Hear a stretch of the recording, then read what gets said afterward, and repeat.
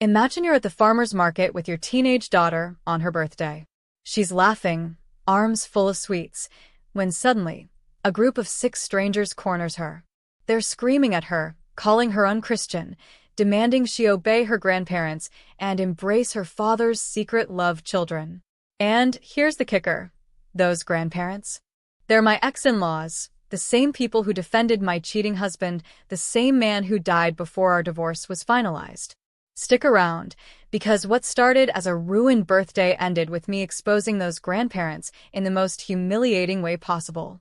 If you've ever been underestimated, bullied, or silenced, and dreamed of that sweet justice, this story will hit home. I'm a 46-year-old single mom to 2 teenage girls, 17 and 15. Last year, their father died in an accident. That should have been tragic enough, but death doesn't erase betrayal. Before he passed, my daughters were the ones who discovered his affair. They uncovered the 2 children he fathered with another woman. And when that woman died too, those little boys were left orphaned. My ex-in-laws decided my daughters should suddenly play big sisters. But my girls are in therapy, still processing grief and betrayal. Forcing them into that role would be cruel. I refused. And my in-laws declared war. They tried to get custody. They tried to move in. And when I said no, they turned to guilt and smear campaigns.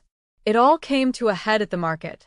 It was my youngest's birthday, so I gave her a budget to splurge. For once, she looked carefree. But after an hour, she didn't come back. My phone rang, her voice shaking. "Mom, some women won't let me go. They're saying awful things."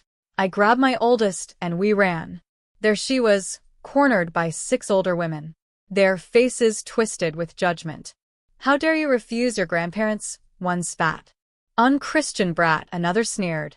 My daughter trembled, clutching her bag of chocolates like a shield. I snapped. I shoved money at my oldest to pay and take her sister to the car, then stood between them. "You dare corner my daughter? You dare traumatize a child to push your twisted agenda?" One woman hissed, "You're worse. You refuse to obey your husband's parents like a good Christian wife." My husband had been dead for months, and even when alive, he'd been a cheating liar. Yet to them, I was the villain. Voices rose until the market organizers demanded we all leave. As I walked out, those women followed like vultures. That was the moment I knew. This wasn't just drama anymore. This was war. That night, after my girls went to bed, I found a massive Facebook post in the church group, written by my ex-mother-in-law. She painted herself and my father-in-law as tragic victims. "We are homeless and penniless," she wrote, conveniently leaving out that they inherited my ex's bank account and his life insurance. She accused my daughters of cruelty.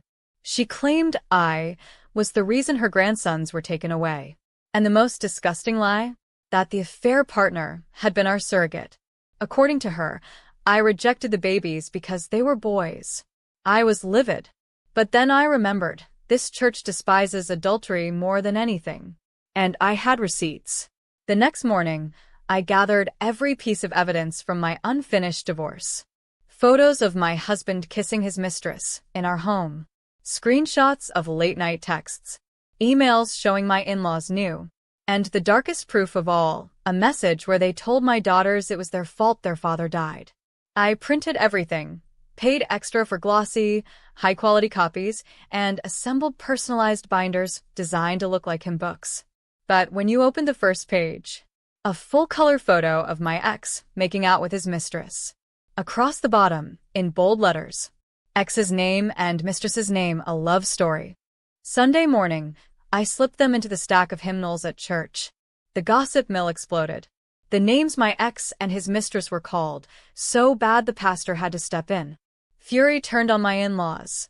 How could they bully grieving children? How could they cover up adultery? And here's the twist. The same people who condemned me for divorce suddenly said, "Well, it's understandable after such betrayal. Perhaps one day she'll return to the light." Overnight, I went from villain to survivor. 2 apology letters arrived at my house, one for each daughter. Then came the cherry on top, a church invitation to seek comfort and support. As for my ex-in-laws, humiliated, exposed, shamed into leaving the congregation.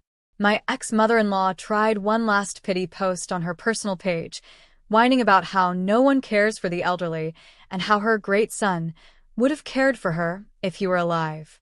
With what money? I don't know. I was always the breadwinner. In the end, it wasn't just revenge. It was protection. My girls saw that no one, not even family, has the right to bully them into silence. My in-laws tried to weaponize religion and lies. Instead, they were the ones cast out. And the best part? My daughters now know, without a doubt, that their mom will always fight for them. Because sometimes, the sweetest revenge isn't just humiliation, it's proving that love will never let evil win.